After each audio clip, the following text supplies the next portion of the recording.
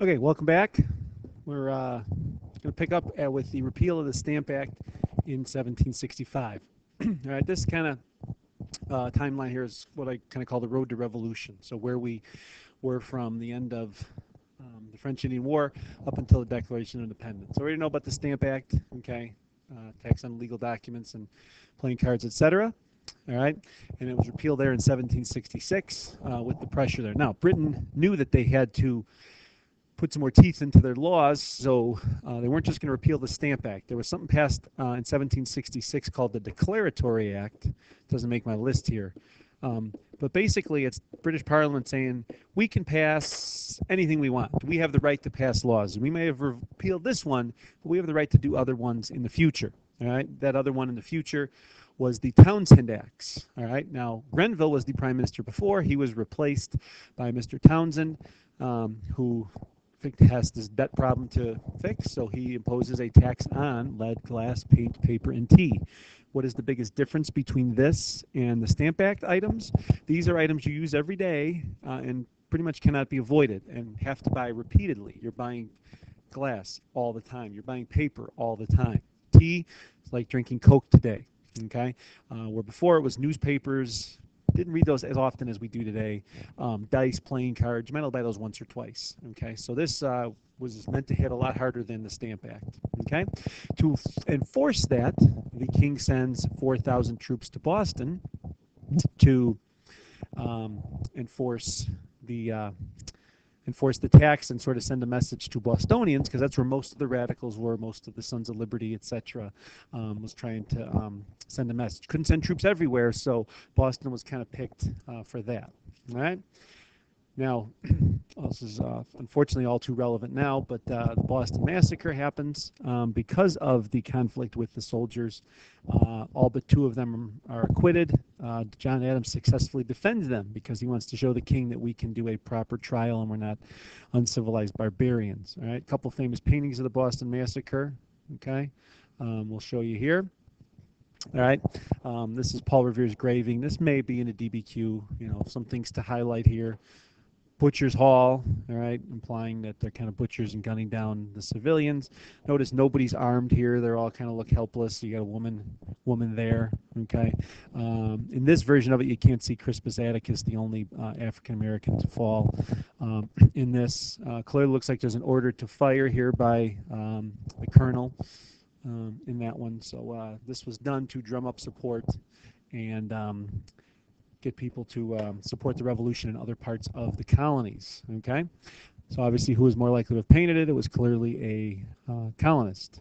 Okay, and then I was showing here really quick the graves of the victims. Okay, notice they're all put in the same grave, but Crispus Attucks is the one that most people remember, being the first black, but to die in the revolution. Okay, and there's also a boy here you see at age 12 that was killed a week earlier by British soldiers, and that had prompted the colonists to be all in an uproar at the time for the which led to the massacre.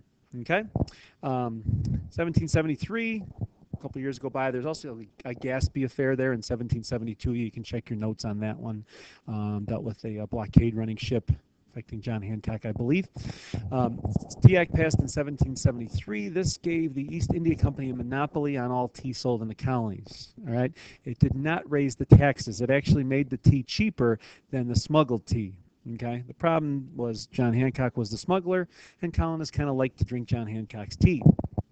So this monopoly was what the colonists were objecting to, not the high tax. Okay, and they did not like the fact that, once again, Parliament was imposing a rule on them that they had no say-so over, and Parliament happened to own most of the stock in the East India Tea Company, so this was kind of done to protect their company as much as anything else. Okay, and then the Tea Party happens on December 16th. We're all familiar with that, the tea being thrown overboard. Okay, you see an image here, albeit a very bad one, but we'll bear on the front of the ship there for whatever reason. But colonists dump bunch of tea into the harbor in disgust because of the policy. All right, and British Parliament replies with the Coercive Acts, as the British called them, or the Intolerable Acts as they were known to the Americans, which closed Boston Harbor and shut down Massachusetts' elected government until all the tea was paid for, okay, which the colonists refused to do. So this was essentially declaring war on Massachusetts. We are going to shut down your elected institutions. We're going to shut down your lifeblood, this harbor, until you pay us back for the tea, all right, which led to the colonists getting together at the First Continental Congress, okay?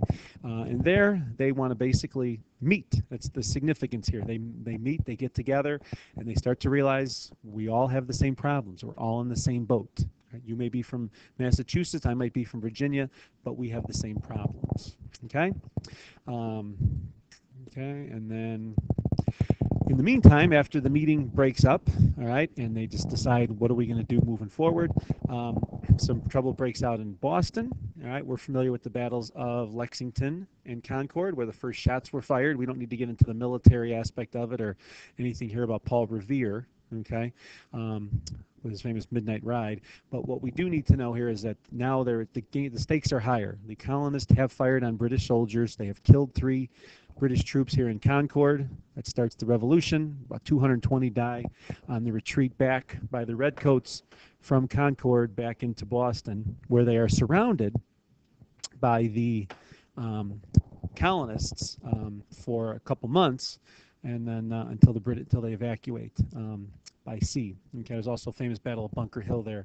Don't need to worry about the battles as much. Just know that this is how the fighting begins in the Revolution.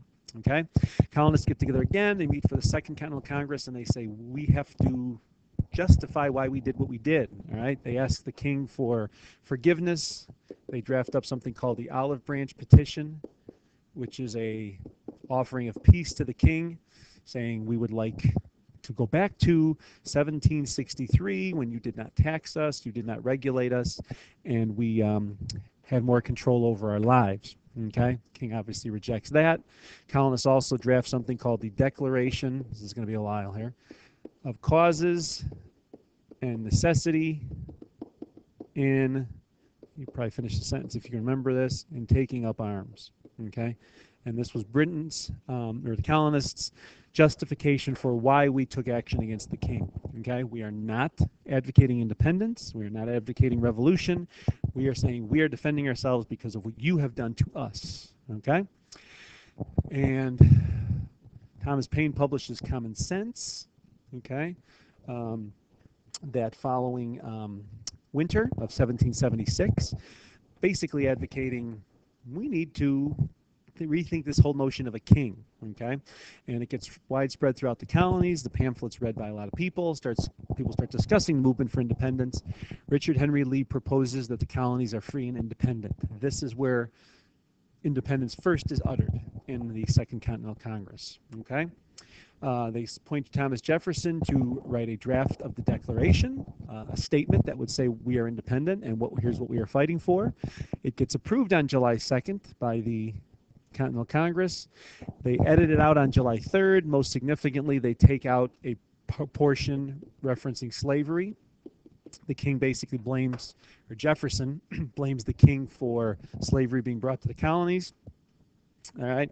And then on July 4th is when Congress approves the final draft of the Declaration of Independence. Okay. The fighting, however, does not end until 1781 at the Battle of Yorktown. Okay, that's truly the independence of the United States, because they've formally got a treaty from Britain recognizing their independence, even though they stated it in 1776. So it took 5 years of the war there. And on a final note, you should also make sure you reference the Battle of Saratoga in your studies, because that brought the French into the war to help out the American colonists. All right, they need a French alliance to be able to complete that. That's the only battle from the Revolution that usually makes the exam, and you need to know it more for diplomatic reasons than anything else. All right, hopefully this helps, and I'll see you at a review session next week, and continue your studies. If you want any more videos, please let me know.